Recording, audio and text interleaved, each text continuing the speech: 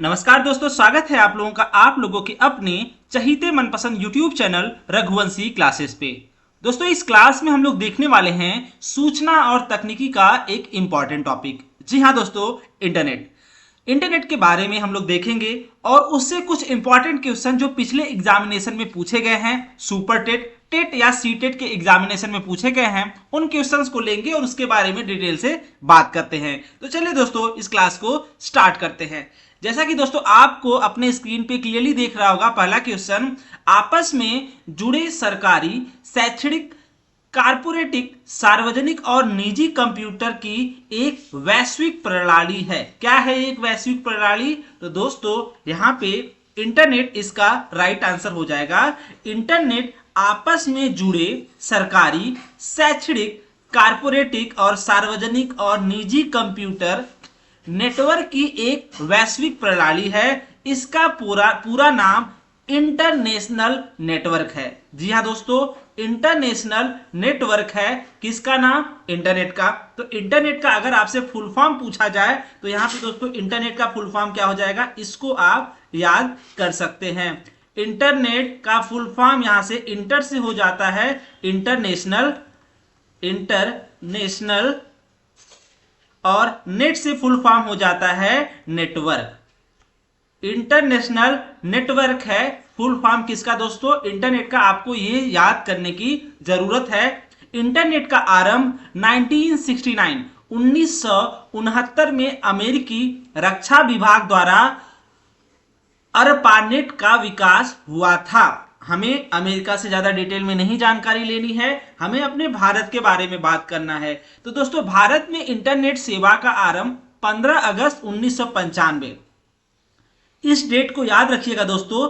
15 अगस्त जो हमारा स्वतंत्रता दिवस के रूप में मनाया जाता है, 15 अगस्त 1995 में विदेश संचार निगम लिमिटेड, VSNL, जी हाँ दोस्तों, VSNL, यहाँ पे वी स्टैंड फॉर, इसका भी दोस्तों फुल फॉर्म आपसे पूछा जाता है कि VSNL का फुल फॉर्म क्या होता है।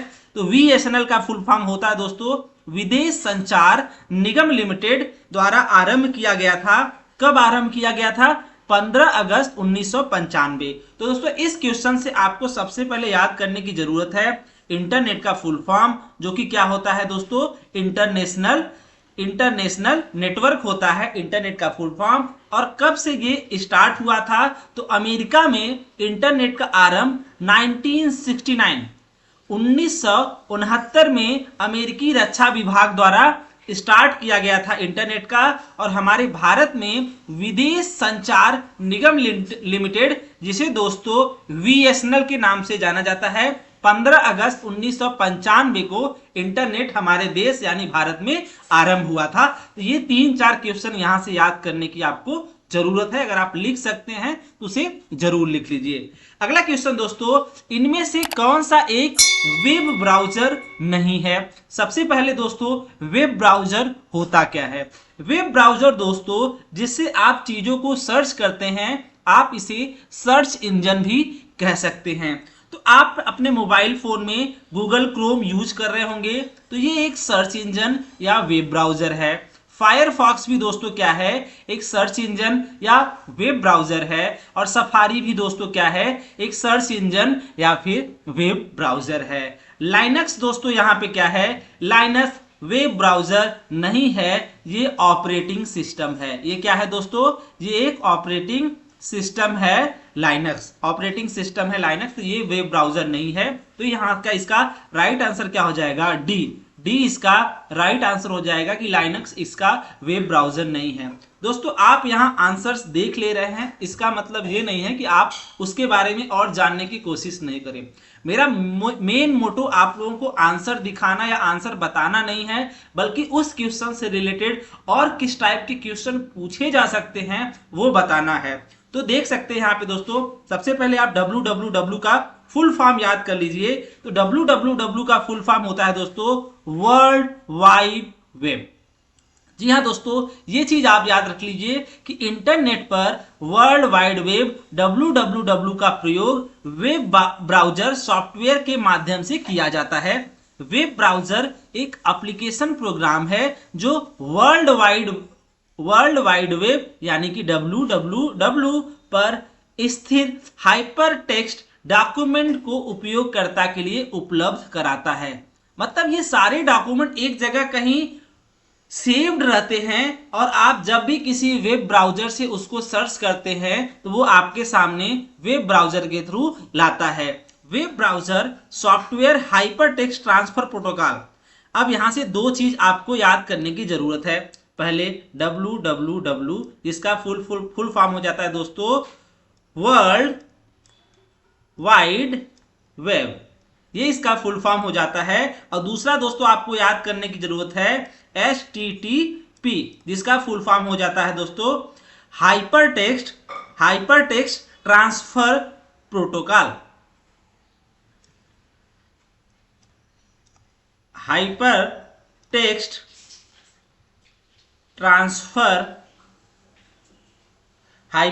Transfer protocol. दोस्तों प्रोटोकॉल क्या होता है? प्रोटोकॉल एक सेट ऑफ रूल्स होता है, सेट ऑफ इंस्ट्रक्शंस होता है जो हमारे ये इंटरनेट सिस्टम में यूज होता है। हमारे सिस्टम उसको क्या करते हैं, उस चीज को फॉलो करते हैं। आपको सिर्फ और सिर्फ इतना जानने की जरूरत है। तो यहां से दो चीज आपको याद रखना है, इंटरनेट वर्ल्ड वाइड वेब का फुल फॉर्म और HTTP hyper text transfer protocol पर कार्य करता है।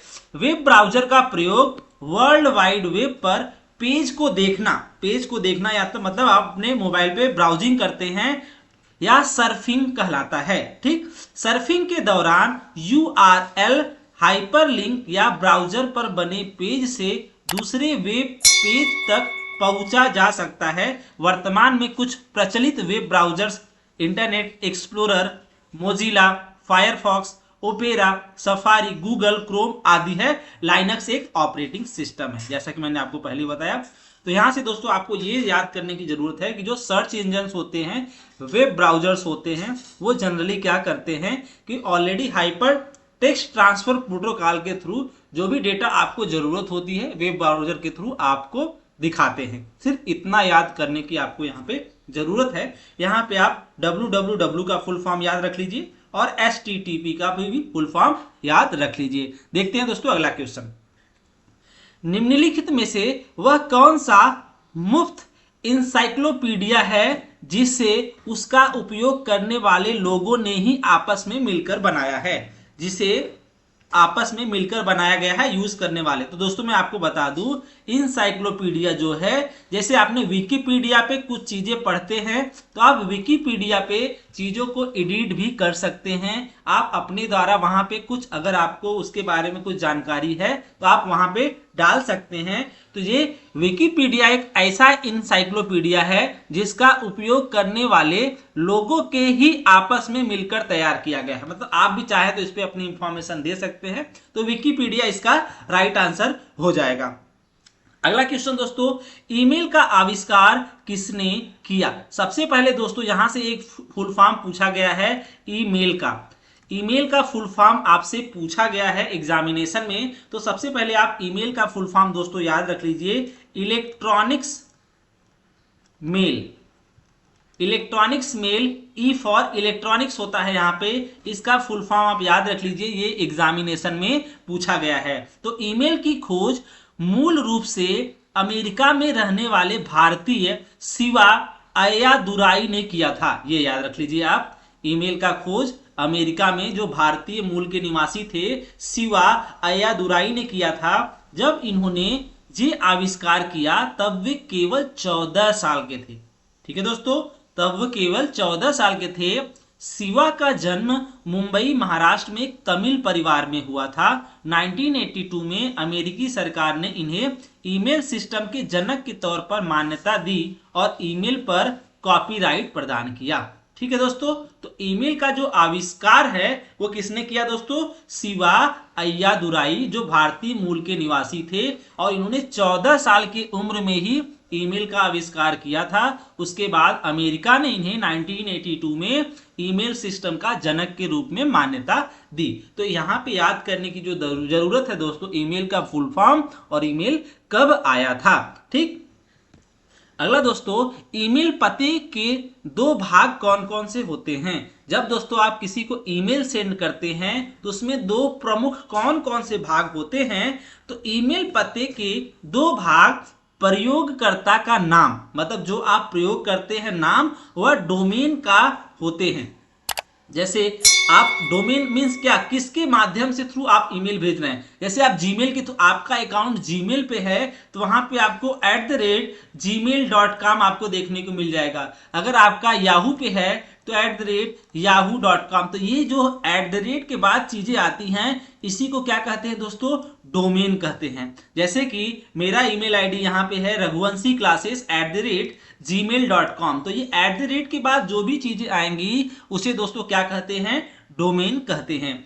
ईमेल का पूरा नाम इलेक्ट्रॉनिक्स मेल होता है। भारत में प्रथम व्यावसायिक ईमेल सेवा 11 फरवरी 1994 को शुरू की गई थी। तो भारत में जब ईमेल सबसे पहले जो व्यापारिक ईमेल जो है वो 11 फरवरी 1994 को किया गया था। मतलब आप कह सकते हैं वैलेंटाइन डे के जस्ट एक दिन बाद आप ऐसे याद रख सकते हैं। 11 फरवरी 1900 वैलेंटाइन डे 14 को होता है, ठीक, मुझे भी ज्यादा नहीं पता। तो 11 फरवरी 1994 को इसकी शुरुआत हुई थी। तो आप इसका कह सकते हैं ईमेल के जो प्रमुख दो भाग हैं, प्रयोगकर्ता का नाम व डोमेन नेम होते हैं। अगर आप कोई एक ईमेल लेते हैं, एग्जाम्पल के तौर पे देखें कि जैसे एग्जाम्पल के तौर पे अगर मेरा ही ईमेल देखिए तो प्रताप सिंह राघवेंद्र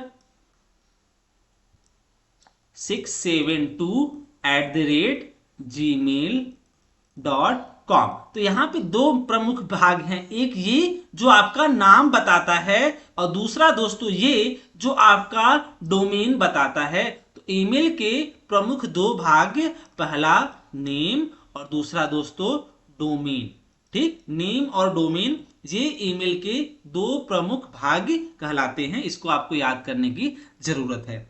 अगला क्वेश्चन दोस्तों देख लेते हैं।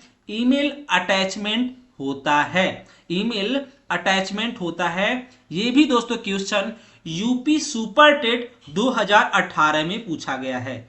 2018 में ये क्वेश्चन पूछा गया है कि ईमेल के साथ जब हम भेजते हैं जो चीजें उसको क्या कहते हैं। तो उसे दोस्तों जब आप कोई भी फाइल भेजते हैं तो उसके साथ कोई फोटो, कोई वीडियो, कोई टेक्स्ट फाइल, कोई वर्ड फाइल लगाते हैं तो दोस्तों उसी को क्या कहते हैं, अटैचमेंट कहते हैं। तो ईमेल अटैचमेंट होता है दूसरे प्रोग्राम का एक डॉक्यूमेंट जो ईमेल के साथ जोड़कर भेजा गया है। तो इसका बी आंसर क्या हो जाएगा, right. Email attachment email box में दिया गया एक टूल है जिसके माध्यम से दूसरे प्रोग्राम से फाइल ब्राउज करके उसे ईमेल के साथ जोड़कर भेजा जाता है। मतलब कोई आप फोटो, वीडियो या कोई वर्ड फाइल, टेक्स्ट फाइल आप दूसरे को भेजना चाहते हैं तो ईमेल अटैचमेंट के थ्रू उसे आप भेज सकते हैं।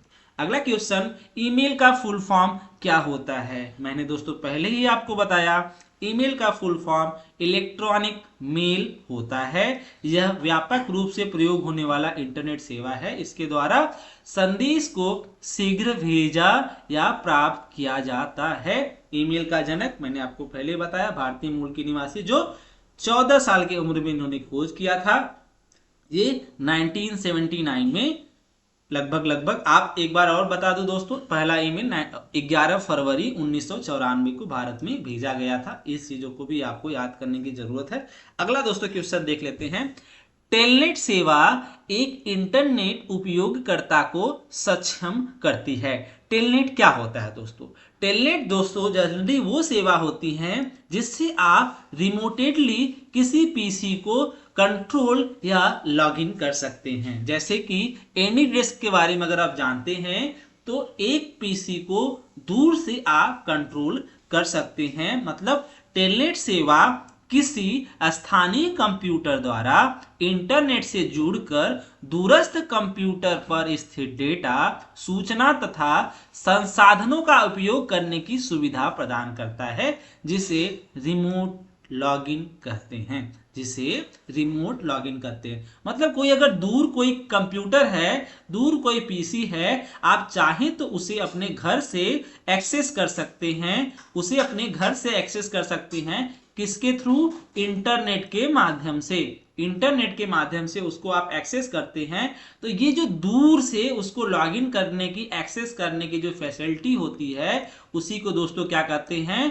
टेलनेट। टेल मीन्स यहाँ पे दोस्तों आप क्या किससे किससे टेलनेट का फुल फॉर्म हो जाएगा टेली। टेल नेट, नेट आपको पता ही है नेटवर्क, और tel means tele. Tele, tel means tele, जिसका मतलब होता है दूर, दूर दराज, फार, दूर इसका मतलब होता है। मतलब दूर से किसी पीसी को लॉगिन करना, एक्सेस करना, ये टेलनेट फैसिलिटी प्रोवाइड करती है। अगला क्वेश्चन, वर्ल्ड वाइड वेब का द्वारा आविष्कार किया गया था। www किसके द्वारा आविष्कार किया गया था? तो आप पहले तो मैंने क्लियरली पीछे बताया आपको कि www का फुल फॉर्म आप याद रख लीजिए। का आविष्कार टिम बर्नर्स-ली द्वारा वर्ष 1989 में किया गया था। www पर hyper text transfer protocol HTTP, इसका भी फुल फॉर्म आप याद रख लीजिए, ये पूछा गया है और आगे भी पूछा जा सकता है। www और HTTP तथा TCP/IP के द्विस्तरीय नियमों का परिपालन किया जाता है। अब यहाँ पे दोस्तों TCP/IP क्या है? TCP/IP का फुल फॉर्म भी आपसे पूछा जा सकता है एग्जामिनेशन में। तो TCP/IP का फुल फॉर्म होता है दोस्तों transfer control protocol, transfer control protocol slash internet protocol, internet protocol. तो वर्ल्ड वाइड वेब का फुल फॉर्म आप याद रख लीजिए। ये किसके द्वारा आविष्कार इसका हुआ था? तो दोस्तों टिम बर्नर्स-ली, टिम बर्नर्स-ली के द्वारा इसका आविष्कार किया गया था। किसका? वर्ल्ड वाइड वेब का। और HTTP का भी फुल फॉर्म याद रख लीजिए। अब और TCP/IP के बारे में हम लोग थोड़ा सा और आगे डिटेल से देखेंगे। अगला क्वेश्चन दोस्तों, वर्ल्ड वाइड वेब में किस प्रकार की सूचना होती है? वर्ल्ड वाइड वेब में जब आप www ये अपने किसी भी पीसी या फिर वेब ब्राउजर से या सर्च इंजन से इसे आप सर्च करते हैं, उसमें क्या क्या चीजें मिलती हैं आपको? वहां पे दोस्तों पढ़ने को भी मिल सकता है, जैसे कोई आप साइट खोलते हैं तो वहां पे आपको फोटोज भी मिल सकती हैं, और वहां पे वीडियो और उसका ऑडियो भी यानी ध्वनि भी मिल सकता है। तो वर्ल्ड वाइड वेब में किस प्रकार की सूचना होती है? तो लगभग सभी प्रकार की सूचनाएं होती हैं, यानी आप वहां से पढ़ भी सकते हैं, चित्र भी देख सकते हैं, और ध्वनि भी वहां से आप प्राप्त कर सकते हैं। वर्ल्ड वाइड वेब में सूचनाएं पाठ, चित्र व ध्वनि के रूप में होती है।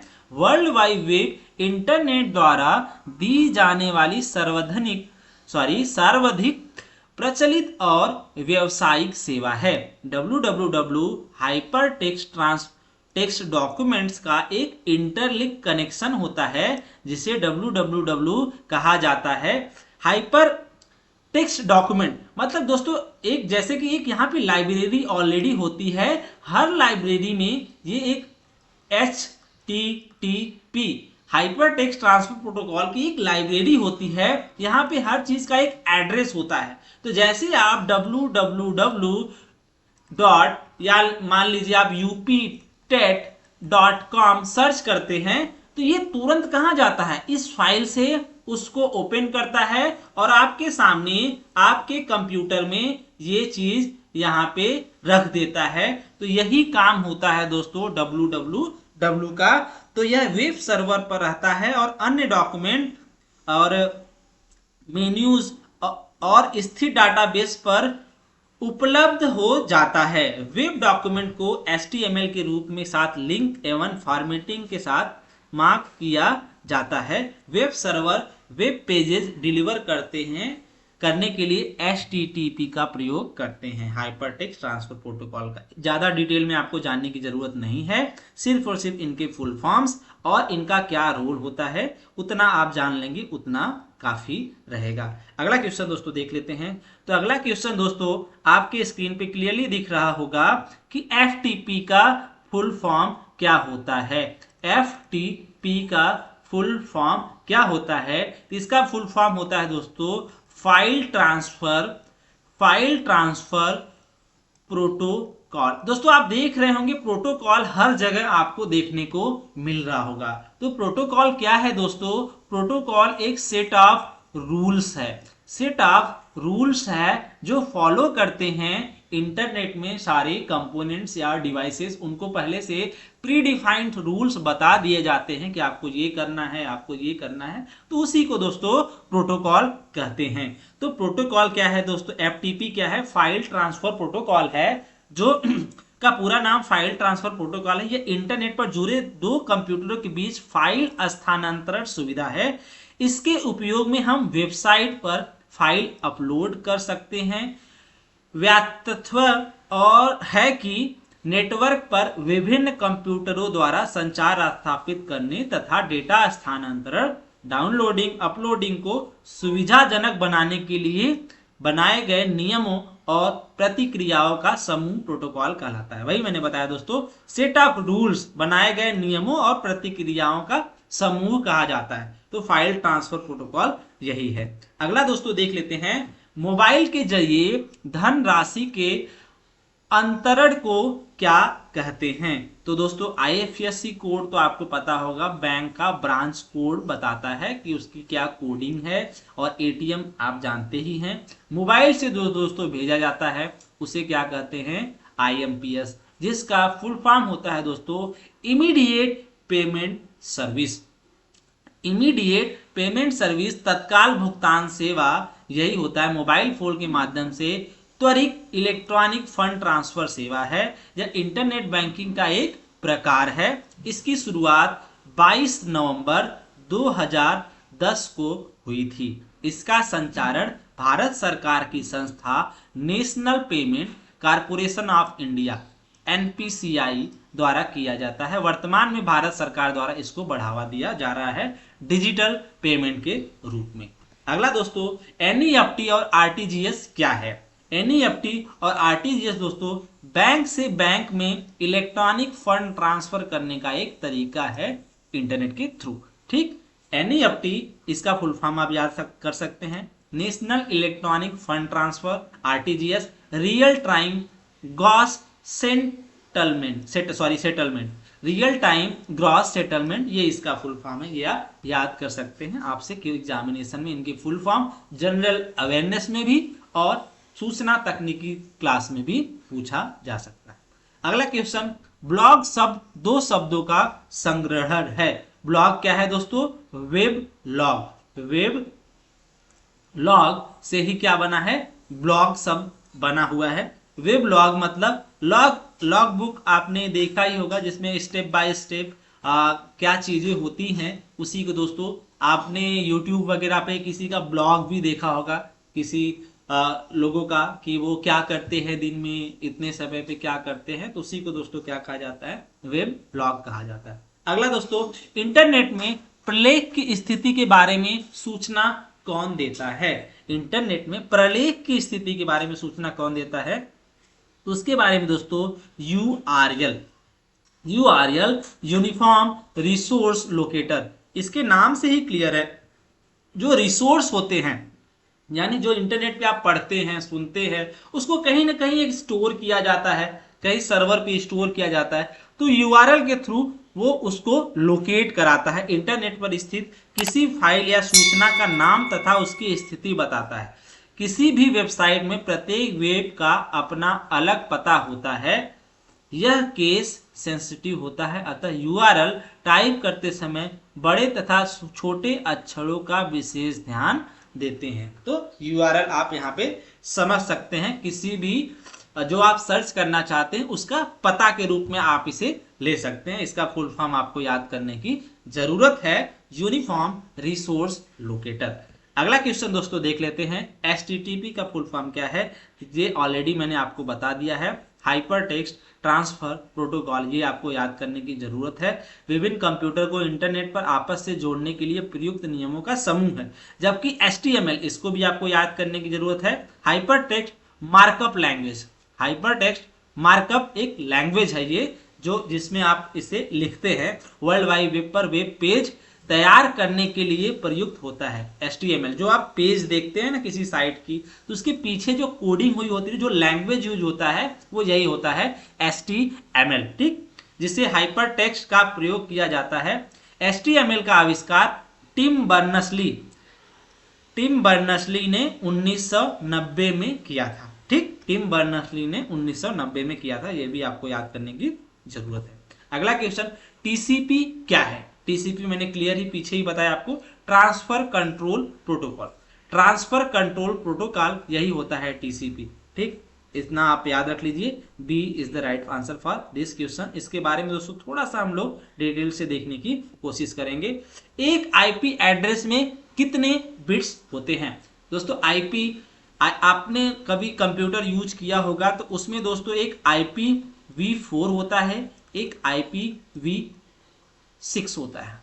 IP इंटरनेट प्रोटोकॉल वर्जन 4, इसका फुल फॉर्म हो जाएगा इंटरनेट प्रोटोकॉल वर्जन 4, और इसका हो जाएगा इंटरनेट प्रोटोकॉल वर्जन 6। ये वर्जन जनरली दोस्तों क्या बताते हैं? IPv4 IP एड्रेसेस होते क्या है? जब आप कोई भी साइट ओपन करते हैं तो वो एक पर्टिकुलर आप URL के थ्रू वहां पे जाते हैं, तो उसको एक एड्रेस डिफाइन किया जाता है। Internet protocol IP address define किया जाता है, जो जनरली दोस्तों 32 बिट्स का होता है। कितने बिट्स का होता है? 32 बिट्स का होता है। याद रखिएगा, बिट्स और बाइट्स में अंतर मैंने पिछले की क्लासेस में आपको बताया था। ये 32 बिट्स का होता है, 32 बिट्स का होता है। मैंने आपको ये भी बताया था, अगर 8 डिफरेंट बिट्स होते हैं, 8 डिफरेंट बिट्स होते हैं, तो उसे दोस्तों क्या कहते हैं? उसे क्या कहते हैं? एक बाइट कहते हैं। 8 बिट्स बराबर 1 बाइट। तो ये टोटल कितने हो गए दोस्तों? बाइट। मतलब आप यहां से देख सकते हैं कि एक IP एड्रेस में कितने बिट्स होते हैं, तो वहां पे दोस्तों 32 डिफरेंट बिट्स आपको देखने को मिलेंगे। मतलब 1 0 0 0 ऐसे करके टोटल 32 मिलेंगे। तो आप यहाँ पे 32 बिट्स कह सकते हैं, या फिर 3 बाइट्स कह सकते हैं। 32 बिट्स कह सकते हैं दोस्तों, या फिर आप इसे 3 बाइट्स कह सकते हैं। जो IPv4 होता है वो 32 बिट्स से मिलके बना होता है, वहीं जो IPv6 होता है वो 128 बिट्स से मिलके बना होता है। ये आपको याद करने की जरूरत है, और इस पे क्वेश्चंस पूछे गए हैं, और ये काफी इंपॉर्टेंट क्वेश्चन है कि जो दोस्तों IPv4 होता है ये 32 बिट का होता है, ये 32 बिट का होता है, और IPv6 जो होता है वो दोस्तों होता है कितना? 128 बिट का होता है। मतलब इसमें आप ज्यादा एड्रेस को लोकेट करते हैं, 2 to the power 128 एड्रेस को लोकेट, इतने एड्रेसेस इसके थ्रू आपको देखने को मिलेंगे। वहीं IPv4 में आपको 2 to the power 32 address, different address आपको देखने को मिलेंगे। मतलब इतने आप साइट इसके थ्रू बना सकते हैं। किसके थ्रू? IPv4 के थ्रू। इंटरनेट प्रोटोकॉल एड्रेस किसी कंप्यूटर नेटवर्क से जुड़े किसी यंत्र को आवंटित किया गया एक परिचय है, जिसे नोड कहा जाता है। IP एड्रेस को 32 बिट की संख्या में रूप में परिभाषित किया जाता है, तथा इसके प्रचालन सिस्टम को IPv4 प्रणाली के नाम से जाना जाता है। इंटरनेट के व्यापक विकास और इसके परिणाम स्वरूप उपलब्ध पतों की कमी के कारण 1995 में IP एड्रेस के लिए 128 बिट्स उपयोग करके एक नया प्रचालन सिस्टम IPv6 विकसित किया गया। वही दोस्तों मैंने आपको बताया कि इसमें क्या होता है, IPv4 में आप कितने एड्रेसेस का यूज कर सकते हैं? IPv4 में आप 32 बिट का यूज करते हैं। 32 बिट का यूज करेंगे तो ये कभी ना कभी ये पूरा एड्रेस तो खत्म ही हो जाएगा। 2 to the power 32 डिफरेंट आप एड्रेस को यहाँ पे यूज कर सकते हैं, तो वो कभी ना कभी एड्रेस की शॉर्टेज ना हो जाए, इसके लिए दोस्तों 1995 में V6 लाया गया, जिसमें दोस्तों 128 डिफरेंट बिट्स का आप यूज कर सकते हैं। 128 बिट्स यानी 2 to the power 128 different address आप यहाँ पे डिफरेंट साइट आप इसके थ्रू बना सकते हैं। तो ये इसका मतलब होता है आईपी एड्रेसेस का। तो यहाँ पे आपको सिर्फ इतना याद रखने की जरूरत है कि IPv4 में 32 बिट्स यूज होते हैं और IPv6 में 128 बिट्स यूज होते हैं। अगला क्वेश्चन, TCP/IP मॉडल में कितने परतें होती हैं? तो TCP/IP मॉडल में दोस्तों दो टाइप्स के मॉडम होते हैं। एक मॉडल होता है OSI मॉडल, दूसरा होता है TCP/IP मॉडल। तो TCP/IP में दोस्तों 4 परतें होती हैं और इसमें दोस्तों 7 परतें होती हैं। इसके बारे में थोड़ा सा हम लोग डिटेल से देखने की कोशिश करेंगे। हर एक लेयर का क्या काम होता है उसके बारे में भी थोड़ा सा देखेंगे। दोस्तों ये है OSI basic model, OSI basic model और ये TCP/IP बेसिक मॉडल है। पहले दोस्तों मैं आपको बता दूं कि OSI का फुल फॉर्म क्या होता है, ये भी क्वेश्चन पूछा जाता है। Open system interconnection. Open system interconnection ये क्या है? OSI का फुल फॉर्म होता है जिसमें 7 लेयर होती हैं। ये 2 टाइप के प्रोटोकॉल्स होते हैं जो हमारे इंटरनेट में यूज होते हैं, तो दोनों आपको याद करने की जरूरत है। OSI open system interconnection, whereas TCP/IP refers to transmission control protocol. OSI follows a vertical approach, whereas TCP/IP follows horizontal approach. OSI model, the transport layer is only connection oriented, whereas the TCP/IP model both connection oriented and connectionless oriented. इसके बारे में आगे देखेंगे। तो ये दोस्तों OSI के 7 layers हो जाएंगे। यहाँ पे physical layer, data link layer, network layer, transport layer, session layer, presentation layer and application layer. यही को दोस्तों अगर आप यहाँ पे TCP/IP में देखें तो यहाँ पे TCP/IP में दोस्तों आपको यहाँ पे 4 लेयर देखने को मिलेगी। कौन कौन से दोस्तों? आपको नेटवर्क इंटरफेस मिल जाएगा, नेटवर्क लेयर जिसे कहते हैं, और इंटरनेट लेयर और ट्रांसपोर्ट लेयर और एप्लीकेशन लेयर, ये TCP/IP में। अब हर एक लेयर का एक अलग अलग अपना काम होता है, ठीक। जैसे कि TCP लेयर में आप ऑप्टिकल फाइबर ये सब चीजें, लैन केबल ये सब चीजें कनेक्ट कर सकते हैं। तो नेटवर्क जनरली जहां पे जो इंटरनेट कनेक्शंस होते हैं, फिजिकल कनेक्शन जो होते हैं वो नेटवर्क लेयर में ही उसके कनेक्शंस होते हैं, यानी फिजिकल लेयर में ही उसके कनेक्शंस होते हैं। हर एक लेयर का अलग अलग रोल होता है, उसके बारे में आपको डिटेल से जानने की जरूरत नहीं है। सिर्फ इतना जानिए OSI मॉडल का फुल फॉर्म, TCP/IP में 4 परतें होती हैं, ये जान रख लीजिए, और OSI मॉडल में 7 परतें होती हैं और TCP/IP में 4 परतें होती है। सिर्फ इतना आपको जानने की अभी जरूरत है। हर एक लेयर का अलग अलग रोल होता है, वो काफी डिटेल में हो जाएगा, वो आपको जानने की जरूरत नहीं है। अगला क्वेश्चन, कंप्यूटर में वायरस का संबंध निम्नलिखित में से है। कंप्यूटरों में वायरस क्या होता है दोस्तों? वायरस एक प्रोग्राम्स होते हैं। प्रोग्राम्स कौन से प्रोग्राम? अनवांटेड प्रोग्राम होते हैं जिसको हमें जरूरत नहीं होती, हम उसे नहीं चाहते हैं कि वो हमारे कंप्यूटर में आए, लेकिन वो भी एक प्रोग्राम होता है जो हमारे डेटास को डिस्टर्ब करता है। तो वायरस एक सॉफ्टवेयर प्रोग्राम है जो उपयोगकर्ता के अनुमति के बिना कंप्यूटर में संक्रमित कर सकता है। यह किसी वैध प्रोग्राम के साथ जुड़कर या इंटरनेट द्वारा कंप्यूटर के साथ जुड़कर या इंटरनेट द्वारा कंप्यूटर की मेमोरी में प्रवेश कर डेटा को मिटा और उसे खराब कर सकता है, ठीक। तो वायरस एक अनवांटेड चीज है जो एक प्रोग्राम है। तो आपसे ये भी पूछा जा सकता है कि वायरस हार्डवेयर है कि सॉफ्टवेयर? तो वायरस दोस्तों क्या है? सॉफ्टवेयर है और प्रोग्राम है जो अनवांटेड है, जिसे हमें जरूरत नहीं है। वो हमारे डेटा को खराब कर सकता है, उसे करप्ट कर सकता है। अगला क्वेश्चन, कंप्यूटर हैकर है। तो दोस्तों आपको भी पता होगा कंप्यूटर एक हैकर क्या कहते हैं? एक व्यक्ति जो व्यक्तिगत लाभ से दूषित इरादों से कंप्यूटर सुरक्षा का पालन नहीं करता, ठीक, उसे हैकर कहते हैं। जो हमारे डेटा को चुरा ले, वायरस भेज दे हमारे कंप्यूटर में, उसे ही हैकर कहा जाता है। अगला, हैकिंग से आप क्या समझते हैं? हैकिंग यही होता है दोस्तों कि जो हमारे डेटा को खराब कर दे, बिना हमारी परमिशन से हमारे कंप्यूटर में एक वायरस छोड़ दे जो हमारे डेटा को डिलीट कर दे और उसकी इंफॉर्मेशन उस हैकर को दे, तो यही दोस्तों हैकिंग कहलाती है।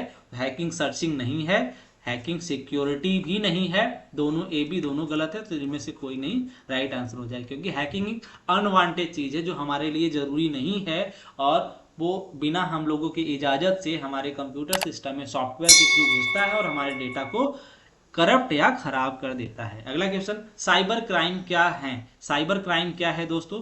उपयुक्त सभी, मतलब कि हैकिंग, स्टॉकिंग और सर्विस आघात की मनाही। मतलब जो साइबर क्राइम वही होता है जो हमारे कंप्यूटर में हिल के हमारे डेटा को खराब कर दे, हमारे सिस्टम को हैक कर दे बिना हमारी परमिशन के।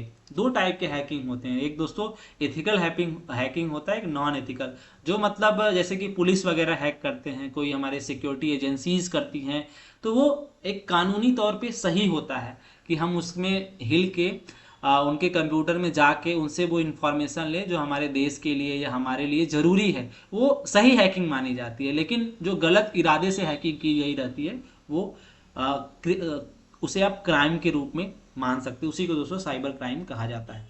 अगला क्वेश्चन, गूगल है, मैंने पहले ही आई थिंक पहले में ही बताया आपको, गूगल एक सर्च इंजन है जिसके थ्रू हम URL के थ्रू हम अपने इंफॉर्मेशंस को सर्च करते हैं, क्या हमें चाहिए होता है, ठीक। तो वर्ल्ड वाइड वेब सूचनाओं का भंडार है जिसमें करोड़ों वेब पेज स्थित है जिन्हें इंटरनेट की मदद से प्राप्त किया जा सकता है। इस भंडार को से वंचित सूचना खोजने में सर्च इंजन हमारी मदद करता है, क्योंकि इतना बड़ा इंटरनेट है, कहाँ से हम किस चीज़ को सर्च करें ये हमें कौन बताएगा। तो हमारा जो सर्च इंजन है वो क्या करता है, उसको फाइंड आउट करके हमारे सामने रख देता है कि आप भाई साहब आप इस पते पे जाएंगे तो आपको आप जो चाहते हैं वो आपको वहाँ पे मिल जाएगा। तो गूगल क्या है? सर्च इंजन है। अगला क्वेश्चन, मल्टीमीडिया उपकरण कंप्यूटर में डैश के लिए लगाए जाते हैं। तो मल्टीमीडिया उपकरण किस लिए लगाए जाते हैं दोस्तों? मनोरंजन के लिए लगाए जाते हैं, इसको आप पढ़ सकते हैं डिटेल से। अगला एंड लास्ट क्वेश्चन, निम्नलिखित में से किसका उपयोग करके वेब पेजेस का निर्माण किया जाता है? मैंने पीछे ही बताया, HTML वो लैंग्वेजेस होते हैं जिसपे हम आप कोडिंग करके वो वेब पेजेस को बनाते हैं। जब भी आप कोई पेज खोलेंगे तो दोस्तों उसके पीछे में एक लैंग्वेज में कोडिंग हुई रहती है, उसी को दोस्तों क्या कहते हैं? HTML कहते हैं। HTML का full form hyper text markup language protocol. तो दोस्तों मैं आशा करता हूं कि यहां तक आप लोगों को ये क्लास जरूर पसंद आया होगा, और जो चीजें मैंने आपको नोट करने के लिए या याद करने के लिए बोला आप उसे याद कर लीजिए। इससे ज्यादा क्वेश्चंस आपके एग्जामिनेशन में नहीं पूछे जा सकते, तो प्लीज आप इसे लिखिएगा जरूर, नोट्स जरूर प्रिपेयर करिएगा, यानी कि फुल फॉर्म और कुछ जरूरी चीजें जो मैंने आपको बताने की कोशिश की। तो दोस्तों मैं आशा करता हूं कि आप लोगों को ये क्लास पसंद आया होगा। अगर आप मेरे चैनल पर नए हैं तो प्लीज मेरे चैनल को जरूर सब्सक्राइब कर लें, और इन क्लासेस की नोटिफिकेशन पाने के लिए बेल आइकन को जरूर प्रेस करिएगा। और हाँ दोस्तों, अगर आपकी कोई राय है तो आप कमेंट सेक्शन में मुझे बता सकते हैं, मैं अगले क्लास से उसको फॉलो करने की कोशिश करूंगा। तो चलिए दोस्तों, मिलते हैं अगले क्लास में, तब तक के लिए अपना और अपनों का ख्याल रखिएगा। धन्यवाद दोस्तों।